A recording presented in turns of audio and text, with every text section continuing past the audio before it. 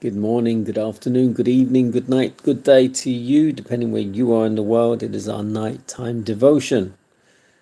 We're reading from the devotional Conflict and Courage. The title today, This is the Secret. We are continuing the reading about Samson. Judges 16 verse 20. And he wist not that the Lord was departed from him. Day by day, Delilah urged him until his soul was vexed unto death. Yet a subtle power kept him by her side.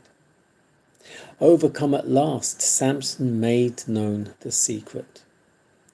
There have not come a razor upon mine head, for I have been a Nazarite unto God from my mother's womb. If I be shaven, then my strength will go from me, and I shall become weak and be like other men. A messenger was immediately dispatched to the lords of the Philistines, urging them to come to her without delay. While the warrior slept, the heavy masses of his hair were severed from his head. Then, as he had done 3 times before, she called, "The Philistines be upon thee, Samson!" Suddenly awaking, he thought to exert his strength as before and destroy them. But his powerless arms refused to do his bidding, and he knew that Jehovah was departed from him. When he had been shaven, Delilah began to annoy him and cause him pain, thus making a trial of his strength. For the Philistines dared not approach him till fully convinced that his power was gone. Then they seized him, and having put out both his eyes, they took him to Gaza. Here he was bound with fetters in their prison house and confined to hard labor. What a change to him who had been the judge and champion of Israel. Now weak, blind, imprisoned, degraded to the most menial service. Little by little he had violated the conditions of his sacred calling. God had borne long with him, but when he had so yielded himself to the power of sin as to betray his secret, the Lord departed from him. There was no virtue in his long hair merely, but it was a token of his loyalty to God. And when the symbol was sacrificed in the indulgence of passion, the blessings of which it was a token were also forfeited. Had Samson's head been shaven without fault on his part, his strength would have remained.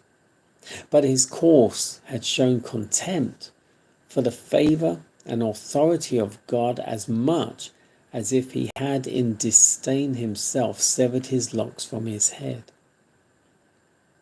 Therefore God left him to endure the results of his own folly.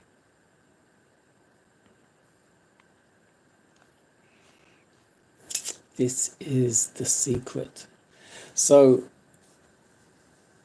speaking about Samson, she wore him down to the point that he couldn't be bothered anymore. She wore him down to eventually tell her the secret of his strength, which was in his hair.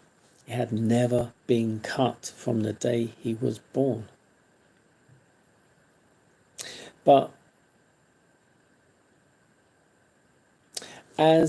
just as with Moses and the rod was the symbol of God with him, as was Samson and his hair.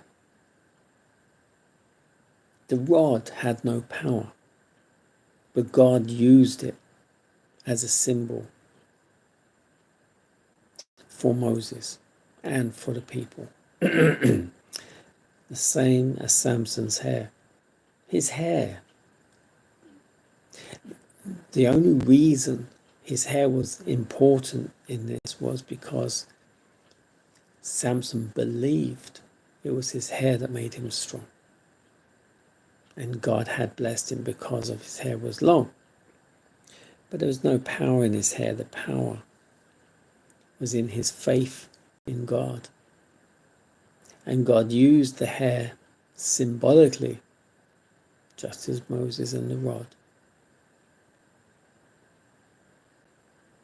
If you don't touch your hair, if you don't cut it, you will remain strong. And that's how God works with us. He gives us something tangible to cling on to, as a symbol, as symbolic as for him.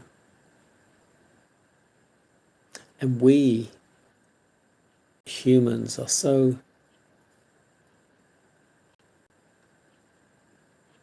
shallow, weak.